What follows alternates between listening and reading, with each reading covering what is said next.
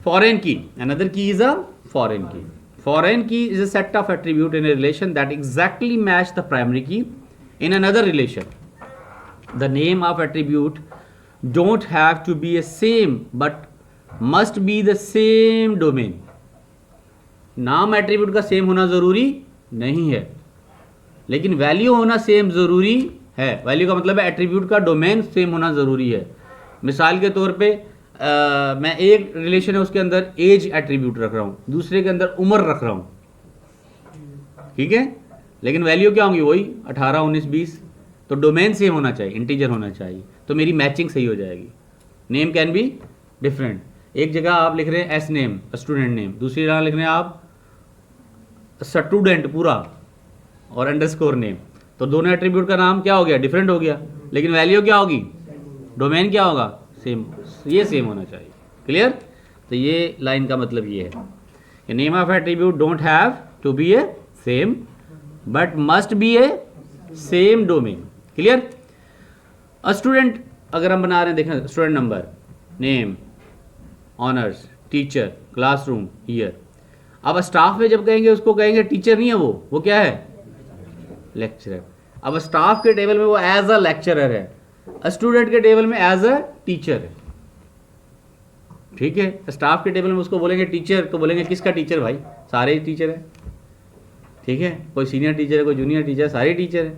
उधर वो क्या होगा, लेक्चरर. ये लेक्चरर है. तो कॉलम का जो नेम है वो यहाँ टीचर है, यहाँ पे लेक्चरर है. ठीक है. तो लेकिन उसकी जो वैल्यू होगी वो सेम होगी, यानी वैल्यू का मतलब है उसका डोमेन सेम होगा. अनदर वे जो एचओडी है वो क्या है, वो भी तो लेक्चरर है. एचओडी क्या है, इज ए लेक्चरर, लेकिन एडिशनल उसकी रिस्पॉन्सिबिलिटी क्या है, वो एक डोमेन में है जहाँ पे वो एचओडी है. अब वो जब आएगा टेबल एडमिनिस्ट्रेशन का, तो वहाँ पे वो आईडी जो लेक्चरर की आईडी है जिसको एचओडी बनाया है, वो एक कॉपी हो जाएगी, वहाँ पे चली जाएगी. ठीक है. वो लेक्चरर भी है और वो एचओडी भी है और वो टीचर भी है, तो वैल्यू सेम होगी.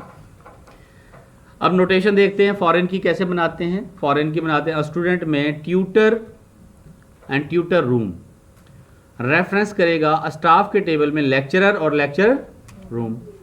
वहाँ पे ट्यूटर नेम है और यहाँ पर लेक्चर रूम है. ठीक है. इसी तरह से स्टाफ के टेबल में अप्रेजर और अप्रेजर रूम रेफरेंस करेगा स्टाफ के टेबल में लेक्चरर और रूम नंबर से.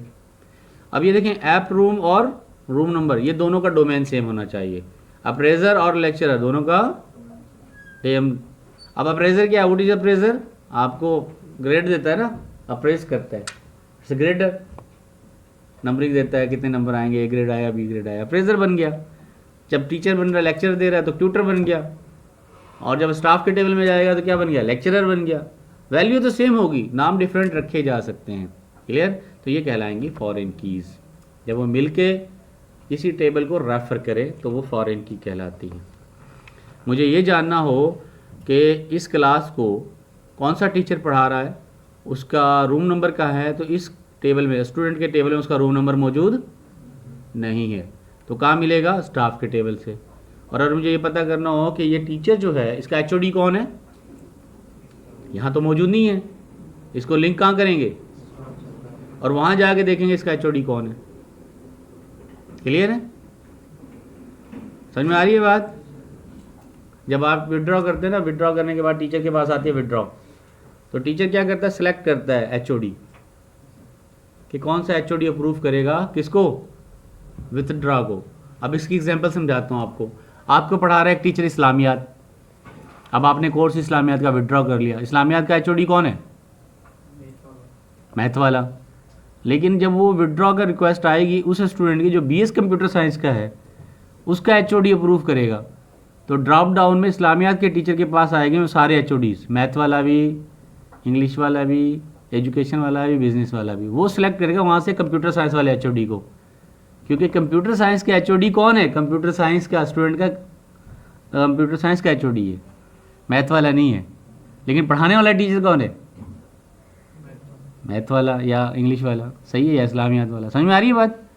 तो this is the option that we are collected to understand कि किस तरह से सेमेंटिक्स काम करती है और किस तरह से डेटाबेस ने आपने डिज़ाइन करना है. आ रही बात समझ में? गुड हो गया।